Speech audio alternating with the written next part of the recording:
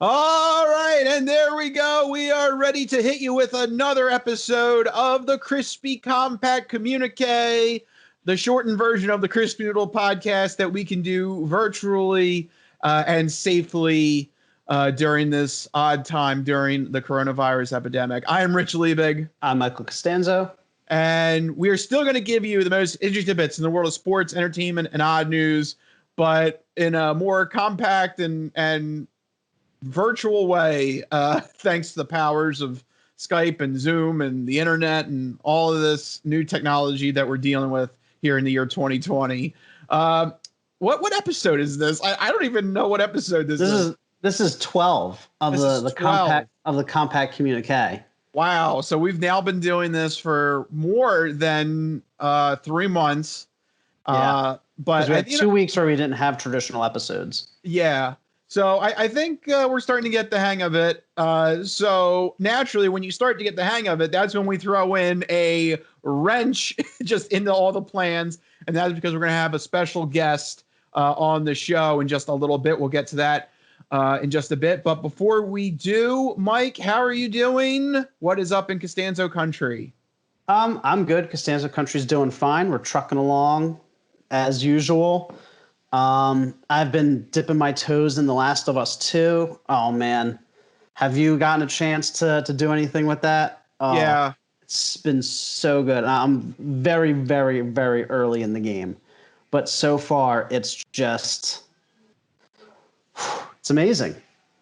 So I've played about, I think, a third of the game so far. Wow. Okay. So you're way ahead of me. And there's some things coming. That's all I'm just going to, I got to leave it at that. There's some things coming. Okay. That is appropriately vague and enticing. I think I'll leave it at that. Okay. But I mean, if anybody is debating whether or not to get it, I say just go get it. You won't in the few, I've only played like 2-3 hours, but in the little bit of time that I've played, it is, you can tell, like every review said, they took it up a notch in every regard. So I'm really excited to play more. Oh, so good. And I'll just leave it at that there's some things coming down the pipe. There's some things coming. Okay. Yep. All right. I really got to dive into it further then. So that's what I've been doing, a little bit of that. Rich, what have you been up to besides Last of Us 2? Yeah, I mean, that's been or is it just Last of Us 2? I mean, it really has been it because that was the big game that came out over the weekend. But at the same time, though, there's other things that I've been keeping an eye on, especially in the world of baseball. We got a lot to get to with baseball potentially reopening. We'll get into that in our sports segment. But I'm going to throw everyone a curveball here. Oh. And yeah, right? See what I did there? Yes. Yes. And we're going to switch things around and actually do apocalypse activities to start off the show. Usually we do that at the end of the show. And the reason why is because we have to start looking forward. Next week is 4th of July, and we recommend, getting things ready. Apocalypse activities is one of the things that you can do to get ready. You got to start getting ready to grill and get ready to go and do the barbecue for 4th of July. And with that, we will contact a special guest from the company Cynch, and we're going to talk to Johnny from Cynch to go over some ideas, tips, and how Cynch can help us out for this 4th of July. 4th of July is coming up. It's next week, and we figure, we got to start getting in the mood for 4th of July. It's actually a big deal for us here on the Crispy Noodle because very big deal. Yeah, we actually have a couple of inside jokes with 4th of July with Mike's dad and hot dogs and sausages. So we figured if there's anybody to talk to about getting hyped up for 4th of July, it would be the great people over at Cynch over at Cynch that have come up with this wonderful campaign to provide propane remotely and safely during this odd period of the coronavirus. And with that in mind, we asked if we could talk to somebody over there, and they sent Johnny from Cynch. How are you doing, Johnny? I'm doing great. Thank you for having me on. This is a pleasure. No, this is great to have you on. So before we get into the nitty gritty details of our 4th of July's and everything like that, what is Cynch? What can you give me the quick elevator pitch? Did I do a good job? Can you do it a little bit better for me? Yeah. No, you did a great job. Yeah. So basically, Cynch was started by AmeriGas, which is one of the largest propane companies in the country. You've probably seen their propane tanks out in front of Home Depot and some other retailers. And this just was, we felt, the next evolution in kind of the convenience for the griller. So, instead of having to go exchange your tank, you can now get it delivered and exchanged at your house. So it's a delivery service to your home. So it's very simple. You go to our website, cynch.com, which is spelled cynch.com. And create an account and place an order, and it's very convenient, very easy, and that's what we try to make it a great experience for the customer. Well, I mean, it makes sense. I mean, every business is looking for a way to make things virtually safe and remotely safe, so that there's less direct contact. And it makes sense that the propane industry would do that next step as well. And I'm glad to see that this is taking off. And it's a great service to hear about. How did you get involved with Cynch personally? Yeah, so I actually was a part of a startup called Propane Taxi. We were a delivery startup, started a number of years ago, and we were acquired by AmeriGas, and so that has become the current Cynch. So we started in Washington, D.C., which is where I'm from, expanded into a few markets, and now we've grown it with Cynch. Yeah, that's something I wanted to mention as well. We're lucky here in Philadelphia. We're one of the Cynch locations. The other locations, I got the list here: Tampa Bay, Miami, Orlando, Houston, and Phoenix, and Philly. So I want to thank you guys for including us on the list of this Cynch run here. I like it. Yeah, well, actually, AmeriGas's headquarters is in Philadelphia, or just outside Philadelphia. So that was the first Cynch city that we started, was in Philly last June. So we just hit our 1-year anniversary. Oh, there you go. So Philly is actually the home turf. I like it. All right, it is. So there you go. You got it. Hey, we're on the Crispy Noodle. We are Philly centric, so we support the Philly sports teams. Right. We'll support the Philly companies. So we'll give you that.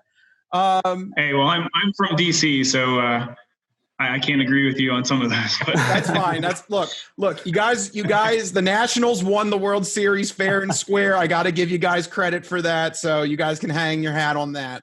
But when it comes to other sports, then we can disagree on.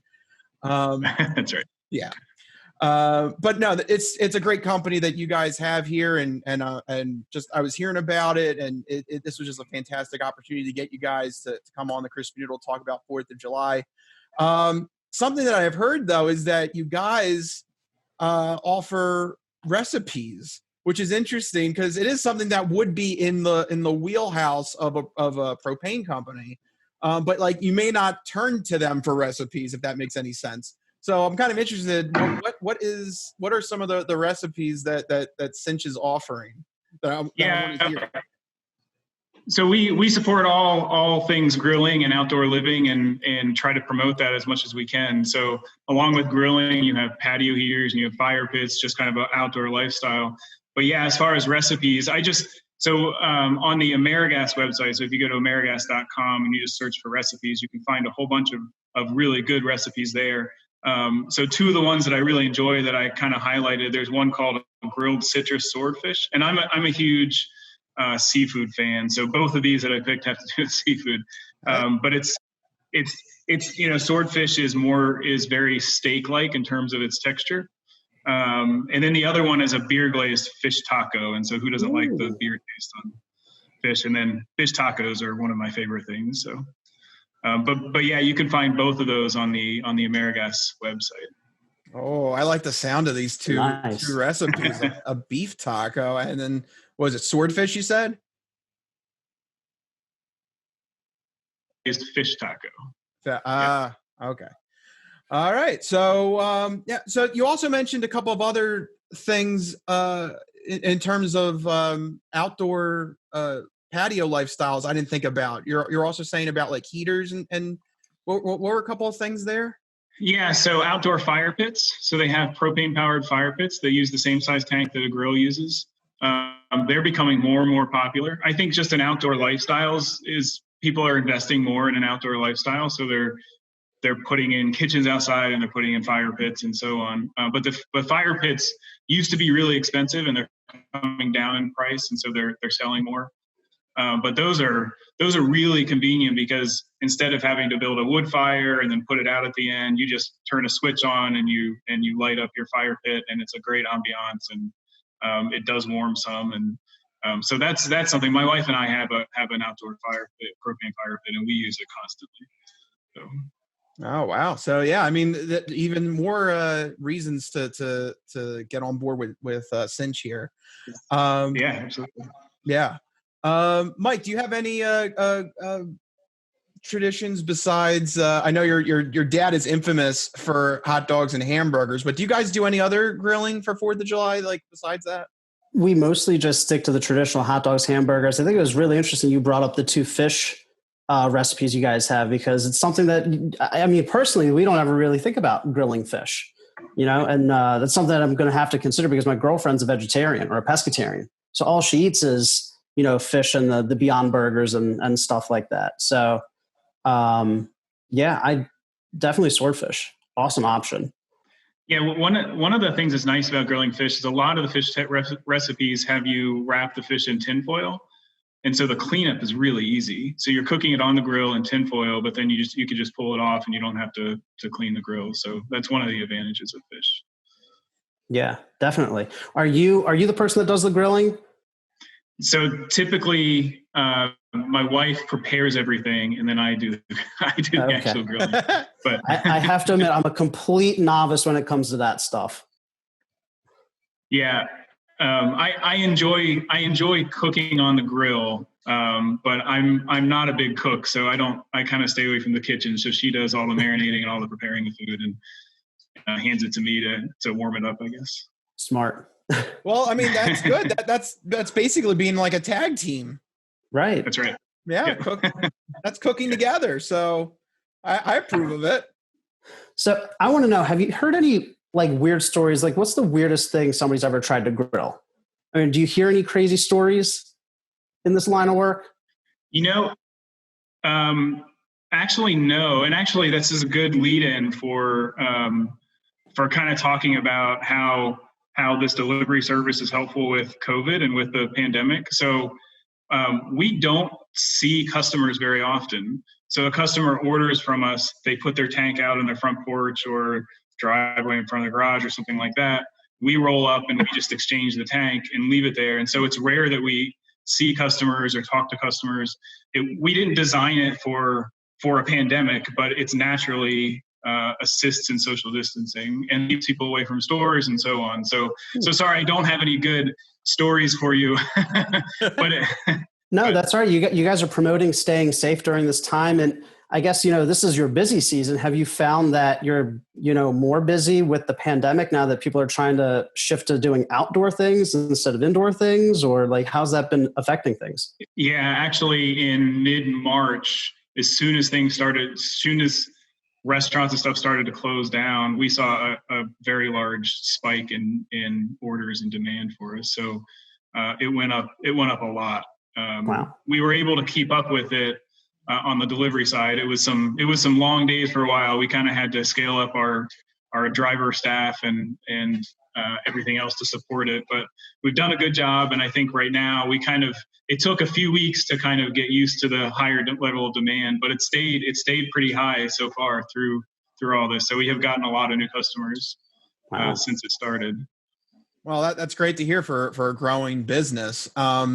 So I know we're primarily focused on 4th of July. Is there any other times though during the year that is more popular or more hectic to get orders fulfilled for propane?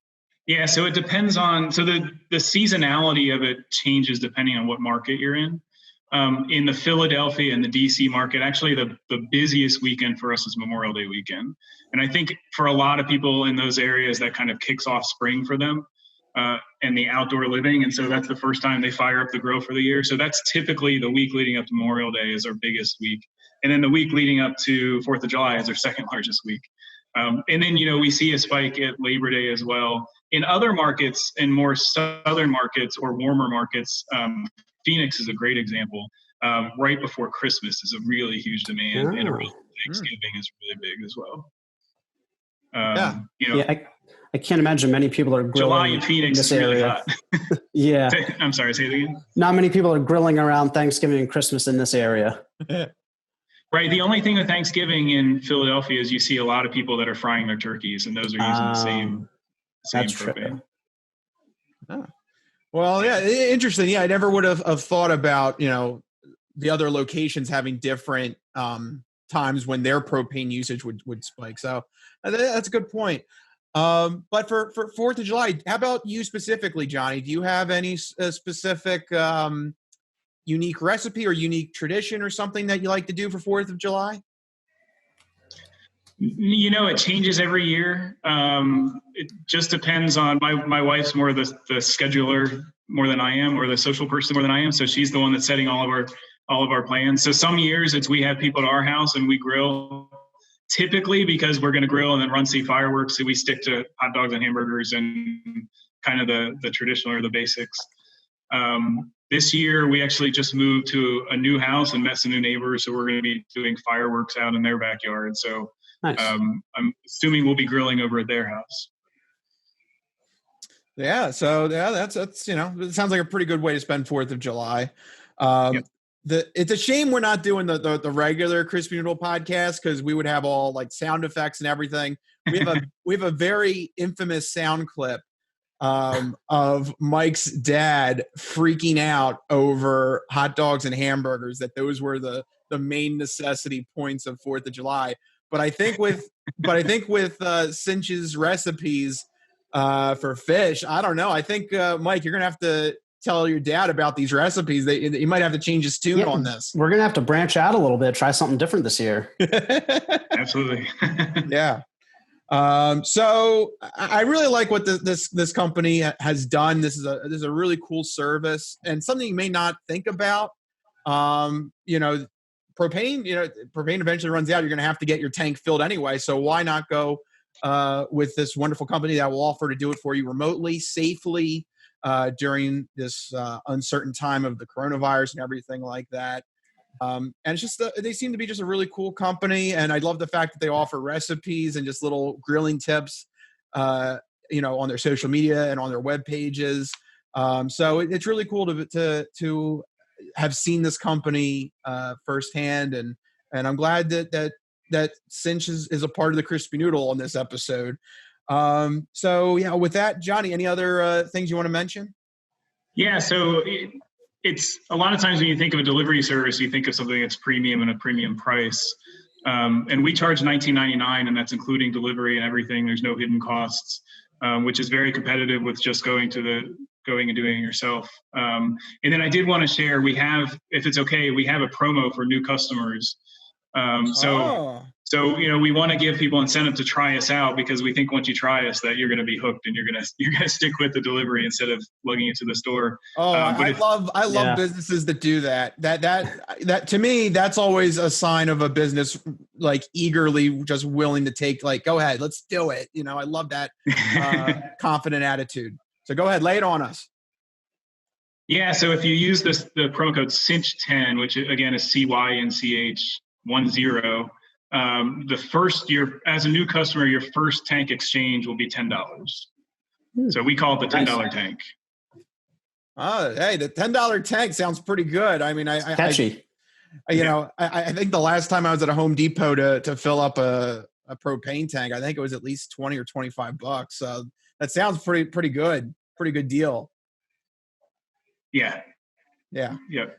No, it's a good deal, but we really want people to try us out. We think you'll love our service. Mm-hmm. Well, I mean, if you can get similar pricing and they deliver it to your door, I don't know. It sounds to me like a home run here. So yeah, you can't beat that. Yeah.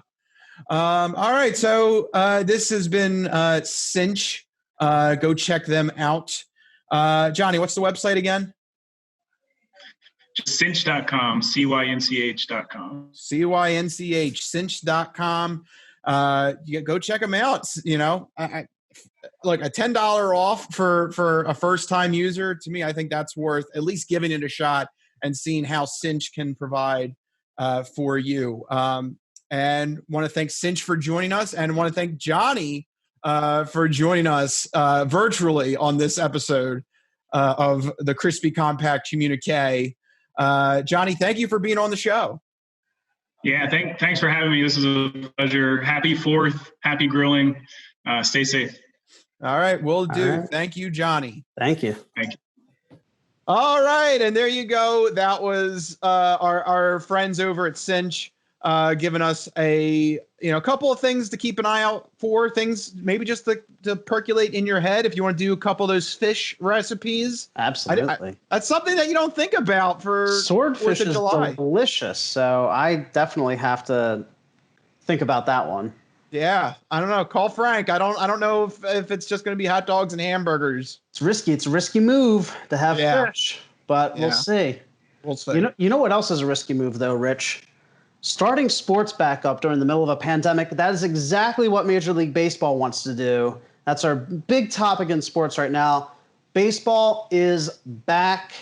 They made the announcement. Whether you like it or not, it's back. It's come back kicking and screaming, but it's back. Training begins July 1st, right around the corner. The season is set to start on July 23rd. Rich, you have all the details.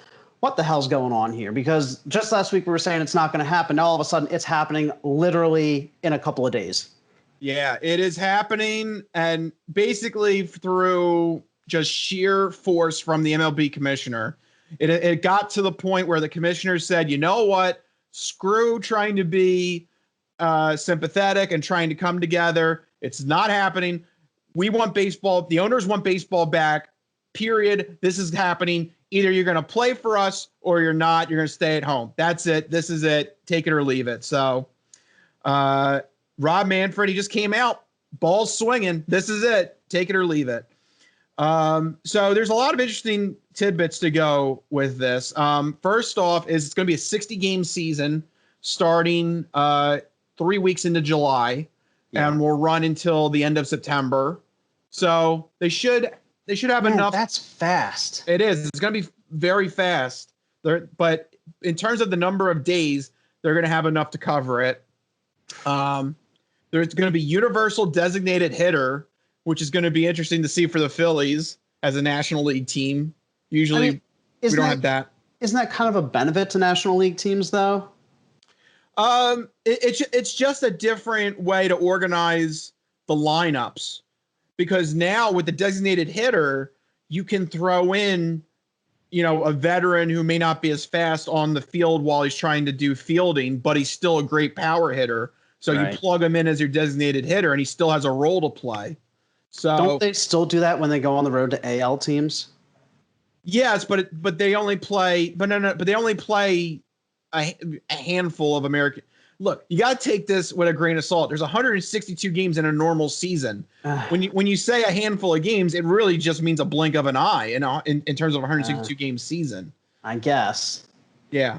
All right. So anyway, the universal designated hitter. The point with that is it's supposed to reduce injuries, because hopefully you won't have the pitchers. The idea is you don't have the pitchers now swinging at things that they don't want to. They shouldn't even be swinging at in the first place. Right. So you should be fine with that addendum. The thing I found funny was that after all this hoopla over money, the players are only going to get paid now 37% of what their yearly salary would have been for 2020. So that's what you get. Look, they're playing 37% of the games. I just did the math. 60 games out of 162 is 37% of the games. That's how math works. Yep, that's math. So if they had signed the deal weeks ago, they could have gotten 50% or 45% or 40%. Now they get 37%. That's what you get. Yep. For those that are wondering if you can buy tickets, no, you cannot. Although the teams will be playing in home stadiums, there's going to be no fans in attendance, at least to start off with, because obviously coronavirus is still rampant, so it's no good for anybody. I mean, that makes sense. Yeah. Players are going to be tested every other day. So very important. No spitting or high fives or any sort of contact. No spitting in baseball. What are they going to do when they're waiting around in the dugout? Like, Jesus, that's all they do. No spitting. Nope. We're going to see if it's actually a required part of baseball or not. In terms of the scheduling, every team will face their own division and region. So, for example, the Phillies being in the National League East, they will face the National League East and the American League East teams. So that makes sense. And then I pulled this rule that's going to happen, and I think Mike loves it. There's going to be a weird, quirky rule that Major League Baseball is going to be testing. And why not? It's already a weird bastard. You might as well. It's a weird bastard season anyway. You might as well try something weird to refresh it. And that is the fact that in order to prevent extra innings, what the games are going to do is if it goes into the 10th inning, starting from that point on, every inning is going to start off with a runner at second base to encourage scoring and get the game over with. I mean, anything to speed up the game is a positive in my book. And this also introduces interesting strategy, because do you pull somebody from the lineup who's fast, your fastest player, just to stick on second base and change up the lineup? I mean, it's not just like a given. You know what I mean? It adds an interesting element to it. I don't mind it at all. I couldn't care less. This is a good thing. Yeah. Also, by the way, it's only for the season. So for those that are worried that this, if you get to a baseball game, purists. Well, no, if you get to a game 7 and it goes into extra innings, no, this does not apply.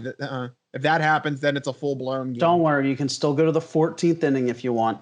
Yeah. Well, I mean, even in the regular system, if nobody gets a hit, you still could go to 14 innings. That's true, even with the person on second base. Right. It just would be really boring and horrible if it just keeps going batter, nobody gets on. Anyway. So yeah, and this is all confirmed by the commissioner's office. Players are to report to spring training part due. Man, July 1st. They're really desperate to get baseball started. I had it completely wrong. I thought that both sides were gonna, save all their big guns for next year in figuring out the collective bargaining agreement, that they were going to nuke the season to try and go in guns blazing next year. Instead, the commissioner comes in with his band hammer and he's like, nope. He's just like, we're going to do things my way or the highway. I was not expecting that. Yeah. But at the end of the day, it's let's see if the players call his bluff, though. Let's see if the players really care about the money, because they could still not show up, right? They could, but at that point, then you're risking a full-blown strike, and it's just going to... If the Players Association wants to keep any sort of weight or any sort of if they want to have any sort of pull next year, they would strike. Yeah, because right now the commissioner holds all the cards. Yeah, but they're not going to. It would, a strike right now would just be atrocious for this league. It would sink this league out of the top 4 sports. It would not be beneficial for anyone. 4 sports. Well, okay. Are you trying to piss me off? What? Oh, golf? You're gonna count golf? All right, whatever. Golf is playing right now. I'm just saying, you want sports. Because there's only one dude up at a time in the middle of an open field. It works. It works. Hey, right now golf is playing. So golf is the only sport. Okay, fine, fair enough. There's technically, I guess, 6 sports if you want to include soccer. Although my friends in Delaware also like to point out that now cornhole is officially a sport, because my God, it's true. There's the American Cornhole League, ACL. Stop it. Yep, and they get broadcasted on ESPN2. Oh, so, ESPN2 broadcasts everything. Hey, yeah, it counts. So there are more than 4 sports, but it's just we don't place it in the pantheon of the top 4. Okay. But I don't know. Baseball would really be damaged if they went on strike or there was no baseball this year. Which by the way, yeah, all this stuff coming from the commissioner is great, but everything is still resting on the fact that we're assuming coronavirus is over with. If it comes back, I don't know what happened. What does baseball do if a second wave of the coronavirus comes right at the end of September? Look, when you finish the 60-game season. I don't know what they're going to do now. Players are already testing positive. Some states are shutting down. They're forcing visitors to quarantine. There's spikes in more than 20 states. So,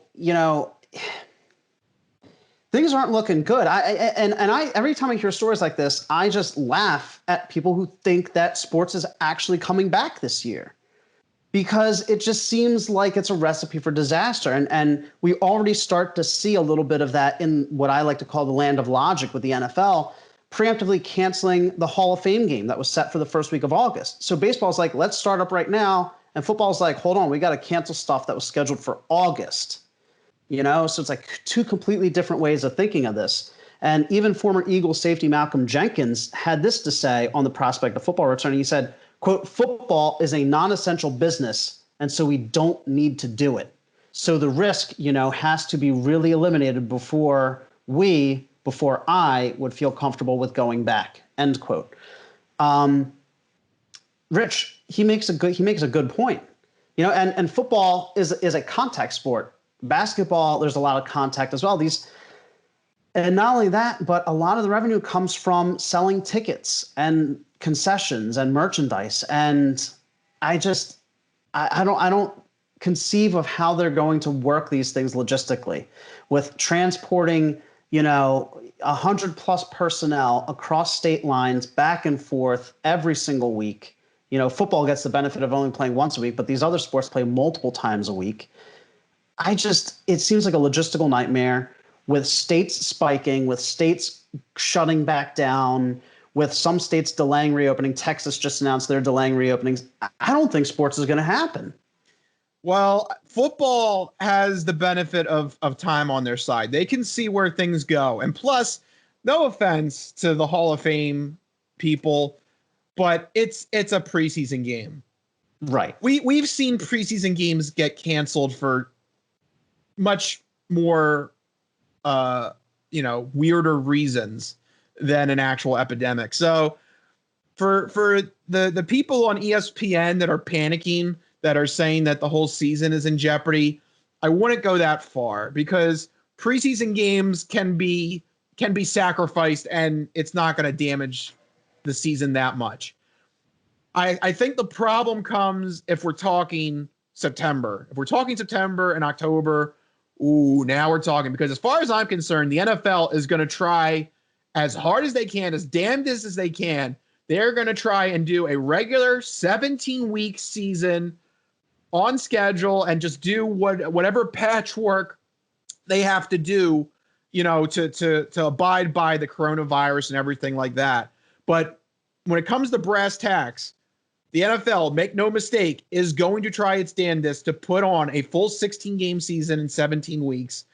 And I don't see, as of right now, I don't see any brick getting through that armor right now. But until the first big name player comes down with coronavirus, then all of a sudden things could start changing. And no, as far as I could tell in my 30 seconds of research, no sport has officially started back up again, with the exception of golf, which is a unique scenario. Yeah, golf, woo!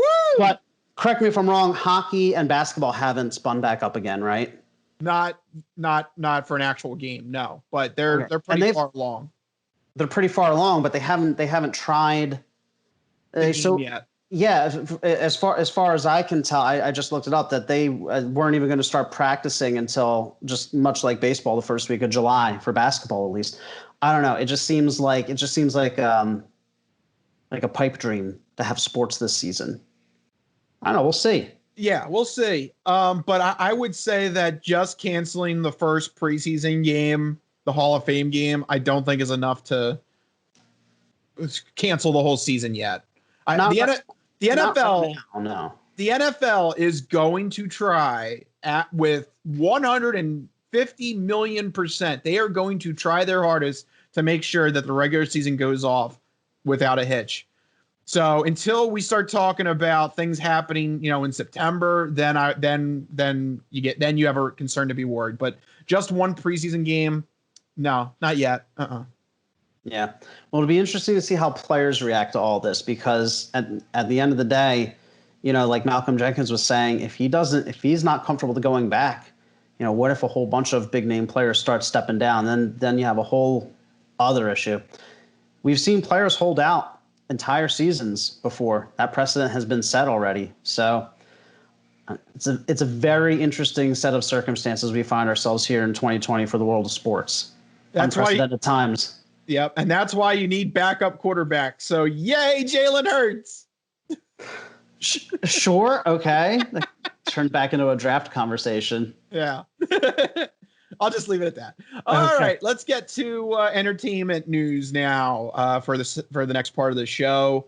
And yeah, it is again related to more coronavirus stuff. Well, it's the big topic at hand here. Everybody's trying to figure out where the boundaries are in reopening things. They're trying to figure out how we can get back some semblance of normalcy, everything considered.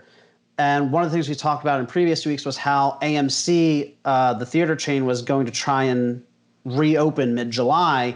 And one of the things they announced is that they wouldn't require guests to wear masks. Well, they're walking back those statements now, due to the backlash given the ongoing pandemic, that they're going to require guests to wear masks, of course. As we mentioned in the sports sampler, about 24 states are spiking in cases. I feel like movie theaters is very sort of risky business right there. There's just a lot of people going all which way. A lot of movie places serve food now too. It's just there's a lot to try and coordinate. And it seems that even Hollywood is obviously worried.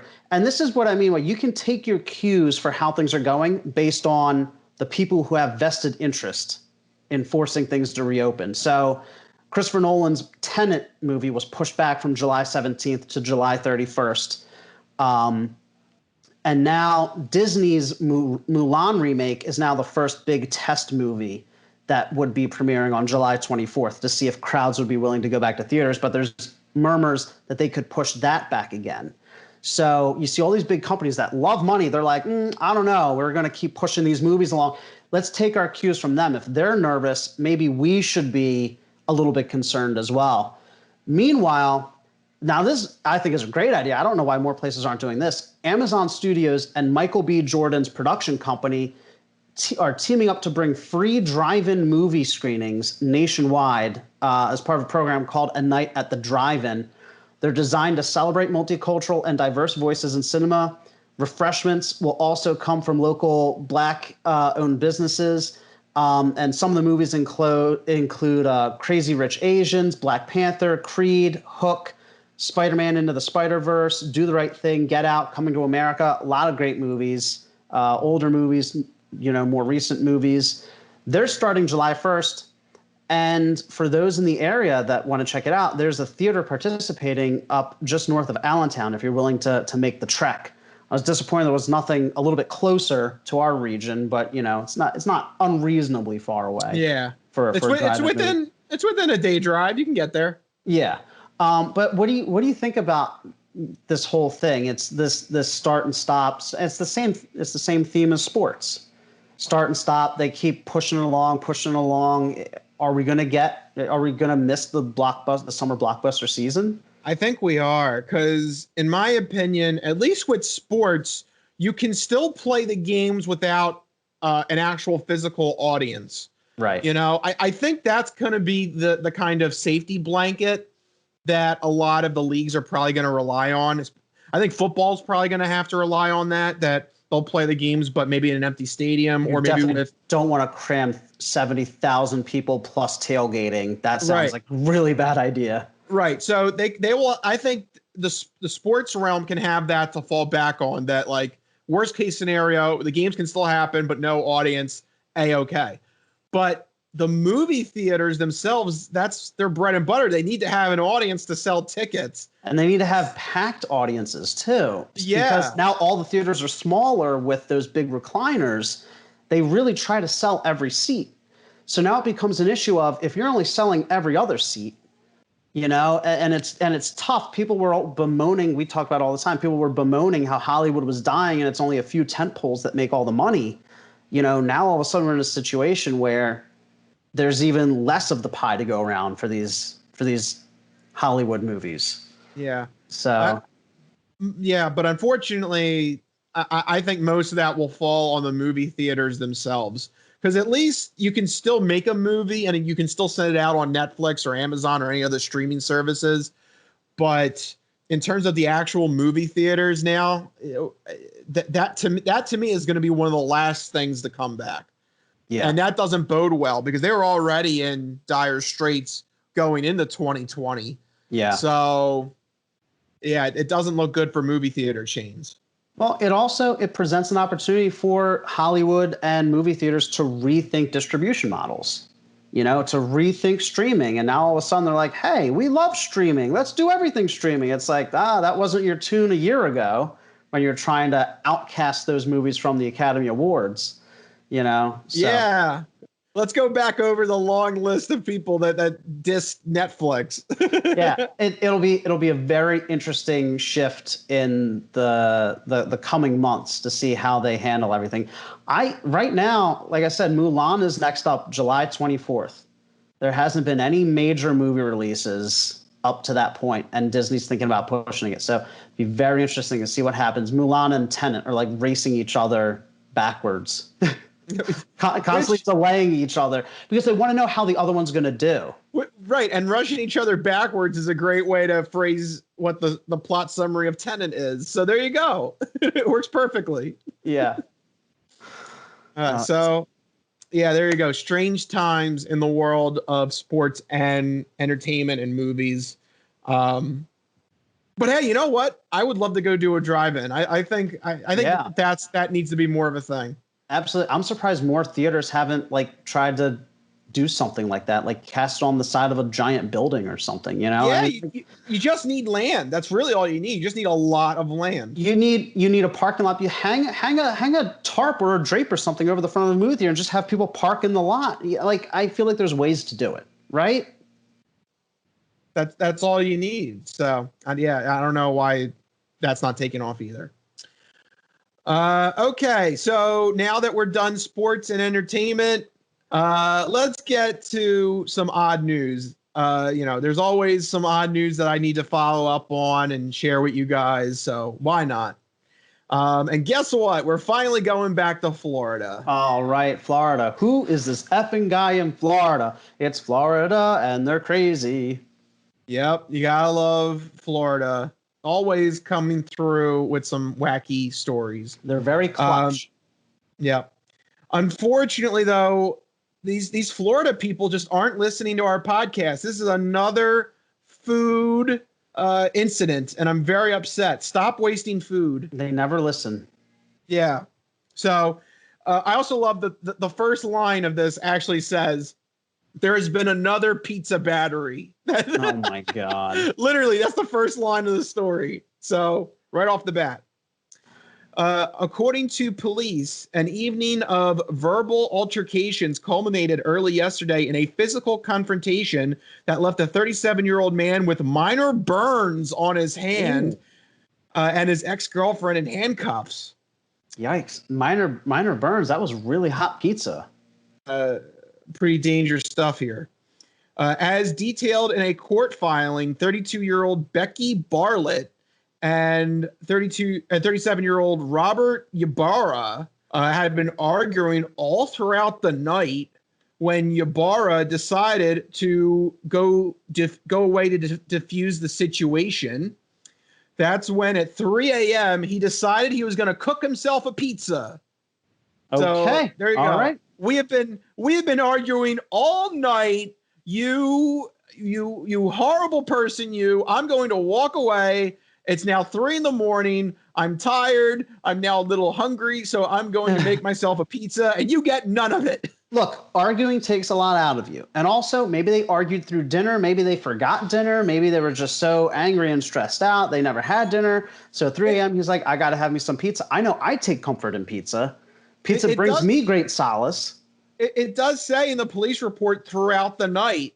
Yeah. So I guess, would that include dinner? I think so. I guess so. Yeah. Like say the argument spun up just before dinner and they just kept arguing and they just never got around to it. And then he's like laying in bed, 2 a.m. He's like, oh man, I never ate. And he gets up to make himself a 3 a.m. pizza. No, they were still arguing because he walked away to, quote, help diffuse the situation. They were still actively arguing at 3 a.m. Yeah, this was still going on. Jeez. Yeah. So pizza was the solution.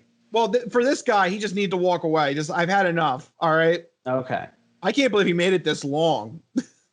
Well, we don't know when they started. Maybe they started no, they said throughout the night. Throughout the night. That to me, that suggests several hours. That's not just like an hour-long argument. That's like a while. Yeah, I think so too. Okay, so apparently the two are on and off and on again. So that's always another ingredient for an interesting recipe. Yep. That's always a good sign. Go back and forth, back and forth. Yeah. We're together. Now we're not. He's a bastard. We're together again. He's a bastard. All right, go back and forth. What is this? A bad romantic drama TV show? Yeah. So when Bartlett then, when Ybarra went back to check on the pizza in the oven, that's when Bartlett ran behind him, threw open the door of the oven, extracted the pizza, and threw it at Ybarra. How? No. How dare you try and replace my attention with a pizza at 3 a.m.? Yeah, right? But also that poor pizza. Yeah. That's just wasted pizza right there. And also, I mean, hold on here. So it was really hot. Did she just stick her bare hands into the oven, pull out a scalding hot pizza? Or what I like to imagine is she threw the door open, she's like, oh, wait, it's hot. She goes over, gets the oven mitts, put the oven mitts on, gets like a pizza paddle thing and, carefully takes it out of the oven, That's how I like to imagine it, like a whole process. Well, that's a good point because she's apparently fine. Right. But when she threw the pizza on the 37-year-old Ybarra, it struck his hand, causing minor burns, according to the cops, according to the police report. When the cops got to the home, they noted that Ybarra had visible injuries and had pizza running down his pant leg. How? So it hit the whole pizza must have hit his hand, and then as it kind of dripped off, it fell on his pant. I guess. Or he was just standing there and just exploded all over him. But you know what? I know how painful that is. Have you ever gotten the really hot cheese? It sticks to your lip or something and it's it's hot. And then could you imagine it all over your hands and arms? Oh man. It says in the police report, minor burns. Yeah. But the fact that the other person is uninjured, again, she threw the door open, but then she paused and took the time to get oven mitts, get something to take the pizza out. That's a lot of effort to do something in the heat of the moment. Or can you do it so fast that the pizza materials don't cause a burn? We need science. I need a science lesson here. I mean, is it possible to throw the pizza so fast it doesn't burn your hand? But you still got to go in and you got to pick up the pizza somehow. You know what I mean? You got to it's a very delicate process. So you got to reach in and cuz the pizza's on the rack, right? So you have to get under the pizza somehow without burning your hands. I don't know. Yeah. I think she had to stop and get oven mitts on, in which case that's just messed up because she has to, this is my point with these types of stories. She has to maintain that anger long enough. And she has to maintain that idea. She was making a snap decision, but then she had to pause and go through all those motions and maintain that anger. And then it's just, the effect was lost, lady. Yeah. So however you want to reason the story, the bottom line is that Ybarra's now got hot pizza, cheese, and sauce all over his hands, which caused minor burns. So he had to be taken to the hospital to get that checked at. On the other hand, the girl, Barlett, she was arrested for domestic battery. But on top of that, it turned out that upon a computer check, she was the subject of a fugitive warrant from Colorado because she was charged with a felony marijuana distribution count, which now ups her bond to $50,000. Oh, man. She was originally just going to get misdemeanor domestic battery, and now she's got a felony. Yeah, it turned out she's got a felony, and she was running away from Colorado cops. Oh, man. So she really screwed herself over with this pizza. Just, that's so disappointing because pizza is the type of food that brings people together. If she if she had just waited and just had a slice of pizza, I think things would have been better. Yeah. It's always hard to get mad when you're eating pizza. Yeah. Pizza's supposed to soothe everyone. How do you get angry? That's why he shouldn't have been cooking the pizza. You should have found a place that was delivering that late and get a pizza delivered there. That way, she could just be like, here, have a slice. And then she eats a slice and then everything is better. Yeah. Simple. Also, if you have at some point in your life run away from state cops because you're running away from a felony or a charge or you're a fugitive, why would you actively commit another crime? Right, exactly. You would want to be on your best behavior. You're actively on the run for a felony. Yeah. Like, behave yourself, right? No, instead I'm going to throw pizzas everywhere. Right. I guess you didn't think that throwing the pizza would warrant, an actual police intervention, but, It's a hot pizza that caused minor burns. Yeah. Man. So there you go. That's a shame. Don't waste that poor pizza, all right? Right, exactly. That pizza is out to make everyone happy. Man, I really want pizza now. Every time we have these stories, all I can think about is the food and like, man, I haven't had that type of food in a while. Every time without fail. I'm going to get me some pizza tomorrow. All right. Well, there you go. Now we know Mike's food habits for tomorrow. So make sure you get pizza at some point in your near future. But there you go. That's what I have for you this week for the odd news, odd news nugget for the week. All right. So there you go. Actually, that's going to wrap up the show. I think we hit everything that we wanted to hit in the world of sports, entertainment, odd news, and then also in the world of propane because we had to get ready for 4th of July. So it was, a little bit out of our... We cover everything. Yeah, a little bit out of our normal wheelhouse. But, sometimes you got to explore other avenues. So that's what we do here on the Crispy Noodle Podcast. Thank you guys for tuning in and enjoying our show. If you like what you heard, make sure you go to thecrispynoodle.com. Make sure that you like us on Facebook, The Crispy Noodle. You follow us on Twitter at The Crispy Noodle and on Instagram at The Crispy Noodle Podcast. That's right. You can also subscribe to our channel on YouTube where you can find lots of videos there. But most importantly, remember to subscribe to The Crispy Noodle Podcast on iTunes, Spotify, Stitcher, and Google Podcasts. You get the latest episodes downloaded for free every week. If you're not watching the video, the audio version will be up on those feeds. So make sure you search for, download, and subscribe to the Crispy Noodle Podcast on the podcast service of your choice. That's right. We also have a SoundCloud page where you have the mini noodles, the best bits of the Crispy Noodle Podcast in a 2-minute audio form. You can easily listen to with friends and family. The craziness that is the Crispy Noodle Podcast.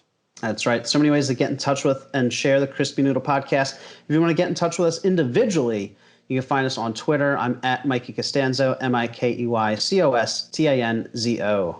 And I am at Rich Liebig, RichLiebig. Find us on the Twitters. Let us know what's happening. If you have any questions or comments or anything you want us to talk about on future episodes of the podcast, just tweet it at us or leave a comment and we will do it.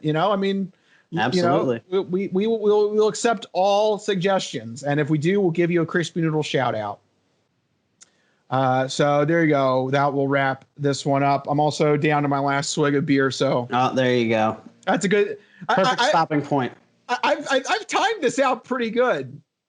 This isn't good. Whenever we do get back to doing the Crispy Little podcast regularly, you're gonna have to have a beer instead of water every time. Yeah, it's gonna throw me off. So I'm getting too used to this.